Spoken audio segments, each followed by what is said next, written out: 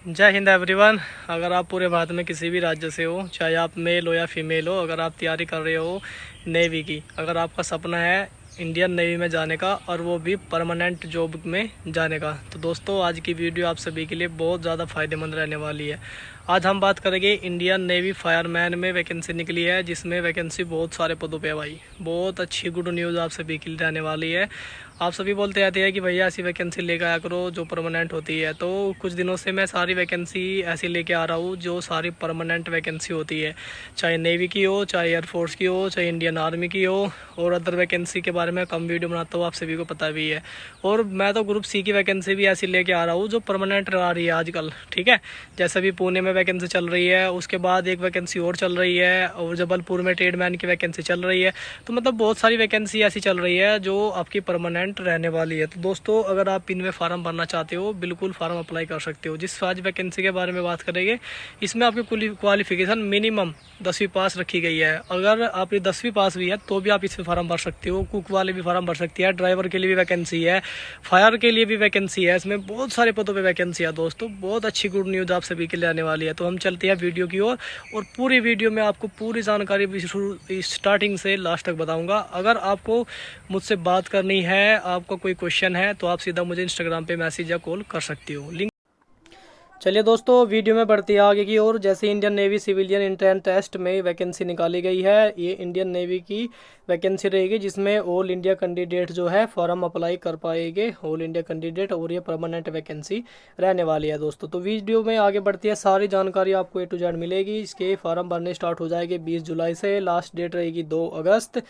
General और आपकी fees की बात करेंगे, application fees general OBC WS के लिए 295 यानी 295 रुपये फ़ीस लगेगी। और बाकी बात करें SC ST कैटेगरी के लिए कोई फ़ीस नहीं रखी गई है। ऑल कैटेगरी की फ़ीमेल के लिए कोई फ़ीस नहीं लगेगी। उसके बाद आगे बढ़ लेते हैं। अब हम बात करेंगे आपकी उम्र सीमा, इसमें क्या लगने वाली है। उम्र सीमा की बात करें, मिनिमम आपकी 18 साल होनी चाहिए, मैक्सिमम उम्र सीमा 27 साल आपकी होनी चाहिए। और ये आपकी उम्र सीमा जो लगेगी पोस्ट वाइज आपकी लगने वाली है दोस्तों। जैसे आपकी पोस्ट के अकॉर्डिंग ही आपकी उम्र सीमा लगेगी। और इसमें आपको एज इलेक्शन भी देखने को मिलेगा। जो आपका एज इलेक्शन मिलेगा वो जैसे OBC SC ST वालों को दिया जाएगा। तो हम बात करेंगे पहले इसमें वैकेंसी की, किस किस वैकेंसी में कितनी उम्र सीमा लगेगी। तो चार्जमैन के लिए वैकेंसी है, जिसमें उम्र सीमा 18 साल से 25 साल। चार्जमैन फैक्ट्री के लिए सेम रहेगी। चार्जमैन मैकेनिक के लिए उम्र सीमा 30 साल लगेगी। और यहाँ पे साइंटिफिक असिस्टेंट के लिए उम्र सीमा जो रहेगी वो भी 30 साल लगेगी। और ड्राफ्टमैन के लिए जो वैकेंसी उम्र सीमा लगेगी वो भी 18 साल से 25 साल लगने वाली है। फायरमैन के लिए उम्र सीमा 18 साल से 27 साल। फायर इंजन ड्राइवर के लिए भी उम्र सीमा 18 साल 27 साल। ट्रेडमैन मेट के लिए भी उम्र सीमा 18 साल से 25 साल लगेगी। और यहाँ पे पेस्ट कंट्रोल वर्कर के लिए उम्र सीमा 18 साल से 25 साल लगेगी। कुक के लिए भी उम्र सीमा 18 साल से 25 साल लगेगी। और भाई मैं आपको बता देता हूँ कि जिसमें जिसमें जो उम्र सीमा लगने वाली है ये। उसके बाद मल्टीटास्किंग स्टाफ यानी कि MTS के लिए भी वैकेंसी है, जिसमें उम्र सीमा भी 18 साल से 25 साल लगेगी दोस्तों। ये मैं आपको देख ऐसे कर देता हूँ ताकि आपको समझ में आ जाएगा। एरो का निशान मैंने कर दिया है। तो इस तरीके से आपकी उम्र सीमा इसमें लगेगी। उसके बाद हम आगे बढ़ लेते हैं, और हम बात करके पोस्ट के अकॉर्डिंग ये आपकी जैसे जैसे पोस्ट है और उसके अकॉर्डिंग ये आपको क्वालिफिकेशन क्या रहेगी, आपकी फिजिकल होगा नहीं होगा, वो सारी जानकारी। तो सबसे पहले हम बात करते हैं चार्जमैन के लिए, जिसमें आपकी जो है बैचलर डिग्री आपके पास होनी चाहिए, जिसमें फिजिक्स केमिस्ट्री मैथमेटिक आपके पास होना चाहिए, या आपके पास डिप्लोमा होना चाहिए, जिसमें आपके पास केमिकल इंजीनियर का डिप्लोमा होना चाहिए, और वो भी यूनिवर्सिटी से एफिलेटेड होना ज़रूरी है। उसके बाद दोस्तों इसमें कोई फिजिकल वगैरह हाइट वगैरह कोई रोल नहीं है। उसके बाद इसमें चार्जमैन फैक्ट्री के लिए है, जिसमें बैचलर डिग्री आपके पास होनी चाहिए, साइंस डिग्री यानी फिजिक्स केमिस्ट्री मैथमेटिक आपके पास होनी चाहिए, और वो भी यूनिवर्सिटी से या इंस्टीट्यूट दोनों में से किसी से भी होनी चाहिए। उसके बाद दोस्तों आगे बढ़ लेते हैं। उसी में सेकंड पॉइंट जो रहेगा वो डिप्लोमा, या तो आपके पास डिप्लोमा हो इलेक्ट्रिकल का हो या इलेक्ट्रॉनिक का हो या मैकेनिकल का या कंप्यूटर इंजीनियर का आपके पास डिप्लोमा होना चाहिए, एफिलेटेड होना चाहिए यूनिवर्सिटी से। उसके बाद दोस्तों नंबर C पे आती है चार्जमैन मैकेनिक के लिए वैकेंसी। इसमें आपके पास डिप्लोमा होना चाहिए, मैकेनिकल के लिए हो या इलेक्ट्रिकल के लिए या इलेक्ट्रॉनिक के लिए। और इनमें से या आपके पास प्रोडक्शन इंजीनियर फ्रॉम, इनमें से यानी कि इन तीन चारों में से कोई भी आपके पास डिप्लोमा होना चाहिए, मैकेनिकल हो, इलेक्ट्रिकल हो या इलेक्ट्रॉनिक हो या इंजीनियर का डिप्लोमा आपके पास होना ज़रूरी है, तो आप इसमें फार्म अप्लाई कर पाओगे। सेकंड नंबर पे लिखा है यहाँ पे आपके पास 2 ईयर का एक्सपीरियंस भी होना ज़रूरी है। तो चलते हैं दोस्तों आगे बढ़ लेते हैं। नंबर डी पे आती है साइंटिफिक असिस्टेंट के लिए, जिसमें बीएससी डिग्री आपके पास होनी ज़रूरी है, जिसमें फिजिक्स केमिस्ट्री होनी चाहिए आपके पास, और इलेक्ट्रॉनिक यानी कि आपको छोटी मोटी मोटी बात में बताओ आपके पास यानी कि बीएससी क्वालिफाई होनी चाहिए, जिसमें आपके पास फिजिक्स केमिस्ट्री मेन सब्जेक्ट होने चाहिए। और सेकंड नंबर पे यहाँ पे लिखा है मटेरियल, ये आपके पास material analysis and testing technique, या सेकंड नंबर पे लिखा है machinery noise and vibration movement analysis and technique, और chemical analysis lubrication electrolyte and water. दोस्तों इन ऑप्शन जैसे 4 ऑप्शन दिया है ना, ये सारे के सारे इस ट्रेड से रिलेटेड आपके पास होने चाहिए अगर आप इसमें फॉर्म भरना चाह रहे हो, तो इतनी नॉलेज आपको होनी ज़रूरी है। ये चारों के चारों पॉइंट आप अच्छे से एक बार देख लेना, इनमें आपके बारे में दिखाए गए हैं स्टडी, यानी कि आपको इन सारी चीज़ों के बारे में नॉलेज, केमिकल मैकेनिकल मटेरियल, इन सारी चीज़ों के बारे में आपको भरपूर ज्ञान होना ज़रूरी है, तो ये आप इसमें साइंटिफिक असिस्टेंट बन सकते हो। दोस्तों इनकी सैलरी भी जो है ना, जैसे आपको इनमें इतना कुछ देखने को मिल रहा है ना, तो इनकी सैलरी भी बहुत आपको हाई देखने को मिलेगी। उसके बाद दोस्तों यहाँ पे आती है ड्राफ्टमैन कंस्ट्रक्शन के लिए, जिसमें ओनली मैट्रिकुलेशन 10वीं पास यानी कि 10वीं पास पे वैकेंसी है, और इसमें आपके पास 2 ईयर का सर्टिफिकेट होना चाहिए, जिसमें आपके पास ड्राफ्टमैन का आपके पास 2 साल का जो है सर्टिफिकेट होना ज़रूरी है। उसके बाद यहाँ पे लिखा है या तो आपके पास ITI हो तो भी आप चल जाएगी, या 3 ईयर का आपके पास अप्रेंटिसशिप का आपके पास वो होना चाहिए सर्टिफिकेट, 3 साल का डिप्लोमा सर्टिफिकेट जो भी है होना चाहिए आपके पास। और यहाँ पे लिखा है ITI भी अगर आपके पास चाहे 2 साल की हो तो भी आप इसमें वो अपने ITI लगा सकती हो। ट्रेड अप्रेंटिस ट्रेनिंग विद आपके पास certificate all India trade test construction by national council, मतलब जो आपके पास सर्टिफिकेट होगा वो ऑल इंडिया ट्रेड टेस्ट, मतलब आपके पास वो एफिलेटेड होना ज़रूरी है, सीधी सी बात यह वो एफिलेटेड होना चाहिए, ऐसा नहीं कि वैसे ही होना चाहिए, बढ़िया इंस्टीट्यूट से होना या कोई यूनिवर्सिटी से एफिलेटेड होना ज़रूरी है, तो आप बिल्कुल इसमें भी फॉर्म अप्लाई कर सकते हो। उसके बाद दोस्तों आगे बढ़ लेते हैं, फायरमैन के लिए आता है जो सबसे ज़्यादा मैन है और जिसमें वैकेंसी भी बहुत ज़्यादा है। तो फायरमैन के लिए वैकेंसी की बात करें 400 प्लस इसमें वैकेंसी दे है भाई, ठीक है।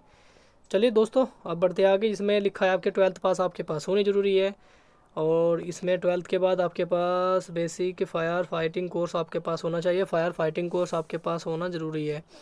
ये कोर्स आपको कैसे बनवाना है कैसे नहीं, अगर आप बोलोगे तो कमेंट करोगे तो उसके अकॉर्डिंग ही वीडियो बना दूंगा, आपको बता दूंगा कैसे आपको बनवाना है, कहाँ से बनेगा, कितना टाइम में लगेगा, वो भी जानकारी आपको मैं दे दूंगा। उसके बाद दोस्तों इस वीडियो में इसलिए नहीं बता सकता क्योंकि वीडियो ज़्यादा लॉन्ग हो जाएगी, ठीक है चलती है। उसके बाद यहाँ पे लिखा है दोस्तों इसमें आपका फिजिकल होगा, जिसमें आपकी हाइट लगेगी 165 सेंटीमीटर, और जिसमें आपकी आगे बात करते हैं रनिंग होगी आपकी, इसमें रनिंग भी अच्छी खासी होने वाली है। चेस्ट की बात करें आपकी कि 80.5 से आपकी और 85 सेंटीमीटर तक आपकी लगेगी चेस्ट। उसके बाद इसमें वेट आपका रहेगा 50 किलो मिनिमम वेट होना चाहिए, आइज़ आपकी 6x6 होनी चाहिए।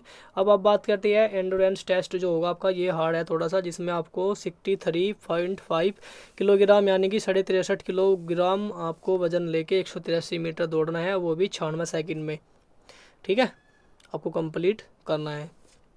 उसके बाद आपको जैसे मैंने बताया 2.7 मीटर की आपको रनिंग यानी कि डिस्क लैंडिंग करनी है आपको, वो गड्ढा कूदना है, तो कुछ नहीं नॉर्मल होता है, तो आप आराम से कूद जाओगे, और ज़्यादा कुछ नहीं है इसमें। ज़्यादा तो आपके लिए जो है मैन ये फिजिकल टेस्ट ही रहेगा, और बाकी तो आप आराम से इजीली कर पाओगे दोस्तों।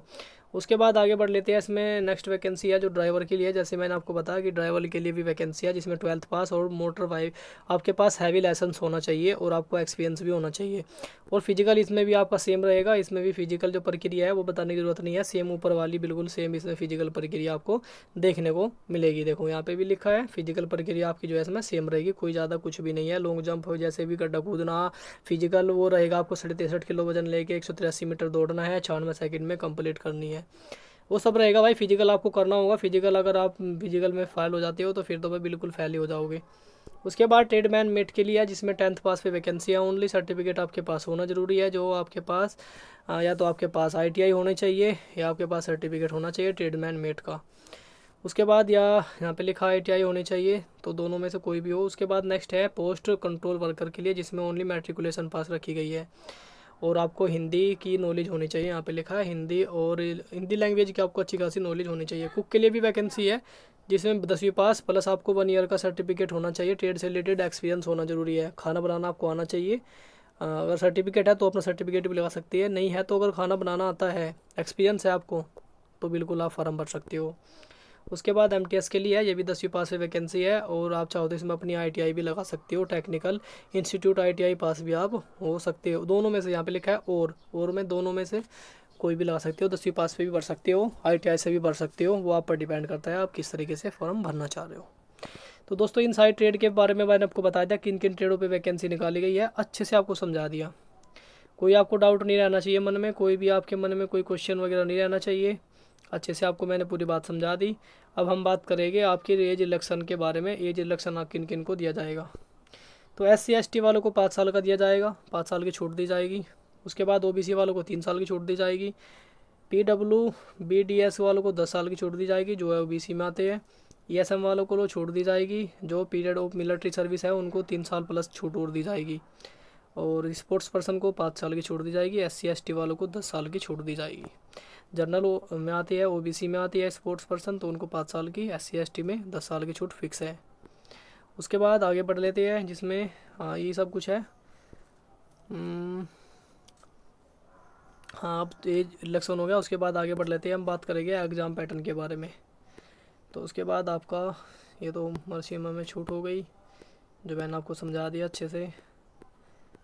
उसके बाद सिलेक्शन प्रोसेस हम बात कर लेते हैं। आपका मोड ऑफ सिलेक्शन किस तरीके से आपका होगा, तो इसमें पहले आपका एप्लीकेशन, उसके बाद आपका इसमें एग्ज़ाम होगा, एग्ज़ाम के बाद फिजिकल होगा, फिजिकल के बाद आपका मेडिकल होगा, और डॉक्यूमेंट वेरिफिकेशन। सिलेक्शन इस तरीके से होने वाला है, जिसमें आपके पास यहाँ पर एक बात करें हम जनरल इंटेलिजेंस से, GK से आपके क्वेश्चन बनेंगे, जो 25 क्वेश्चन आएंगे। ये GK जनरल अवेयरनेस से, रीजनिंग से 25 क्वेश्चन, मैथ से आपके 25 क्वेश्चन, इंग्लिश से आपके 25 क्वेश्चन, टोटल 100 क्वेश्चन आएंगे, जिसमें उनको करने के लिए पूरे 90 मिनट का टाइमिंग मिलेगा, यानी कि 90 मिनट का टाइम आपको दिया जाएगा, और आपको इन टाइम में इसको कंप्लीट करना है। और मैंने फिजिकल बता दिया जिस ट्रेड में होगा उस ट्रेड में भी, और इसमें आपके क्वेश्चन किस तरीके से होंगे उसके बारे में अलग से वीडियो बना देंगे, कौन कौन से पैटर्न किस आधार पर होने वाले हैं। और एक बात और आपको बता दूं, अगर आप तैयारी करना चाहते हो तो आपको मैं बुक्स बता रहा हूँ, अगर आप तैयारी करना चाह रहे हो तो उस बुक से भी अपनी तैयारी कर सकते हो। जैसे इसमें मैथ आने वाला है, तो मैथ की तैयारी आप उस बुक से भी कर सकते हो। अदर आप जैसे GK, रीजनिंग, हिंदी, इंग्लिश, सभी बुक्स अवेलेबल है, उसी बुक से आप अपनी तैयारी भी कर। आज हम बात करने वाले हैं SSC GD constable exam 2025 math की बेस्ट बुक्स के बारे में, जो कि चक्षु प्रकाशन की है।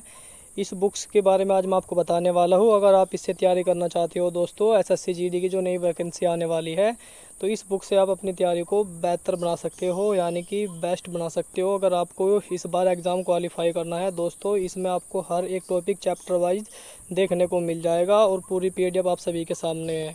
अगर आप इस बुक्स को ख़रीदना चाहते हो तो आप इस बुक्स को ख़रीद सकते हो। एक बात और आपको बता दो, अगर आप अपनी तैयारी को बेहतर बनाना चाहते हो तो इसकी कॉम्बो बुक्स भी आती है, जैसे इसकी GK भी आती है, इसकी रीजनिंग भी आती है, और इसकी हिंदी भी आती है, और मैथ्स की बुक्स भी आती है। यानी अगर आप कॉम्बो बुक्स भी ख़रीदना चाहो तो आप कॉम्बो बुक्स भी ख़रीद सकते हो, और अपनी तैयारी को बेहतर बना सकते हो। जितने भी 2024 में एग्ज़ाम हुए हैं SSC GD से रिलेटेड, SSC के जो भी एग्ज़ाम है, सारे क्वेश्चन इसमें इंक्लूड किए गए हैं। अगर आप इसको मंगाना चाहते हो तो आप इसको कैसे मंगाएंगे, आप इसको या तो सीधे डायरेक्ट साइट से मंगा सकते हो, चक्षुबुक्स.com से, या फ्लिपकार्ट से भी आप ऑर्डर कर सकते हो, अमेजोन से भी, या स्नैपडील से। कैसे करना है, आपको जाना है मेरे डिस्क्रिप्शन बॉक्स में, वहाँ पे आपको इसका लिंक मिलेगा, क्लिक करके आप इस बुक्स को मंगा सकते हो। ये कॉम्बो बुक्स भी आप मंगा सकते हो, चक्षु प्रकाशन की ये कॉम्बो बुक्स भी आती है। अगर आप चाहते हो अपनी तैयारी को बेहतर बनाना, तो आप इनसे अपनी तैयारी बेहतर बना सकते हो दोस्तों, तो ये है वो बुक्स, इससे अपनी तैयारी कर सकते हो। आशा करते हैं आपको ये वीडियो पूरी पसंद आई होगी, अच्छी आई लगी होगी। अगर अच्छी लगी है तो इसे अपने दोस्तों में जरूर शेयर कर देना। अगर आपको कोई क्वेश्चन है, डाउट है, तो आप मुझे कमेंट कर सकते हो, आपको बिल्कुल जवाब दिया जाएगा। और ऐसे फ़ायदेमंद वीडियो के लिए हमसे जुड़े रहो, और मिलेंगे नेक्स्ट वीडियो में। तब तक के लिए जय हिंद, जय भारत।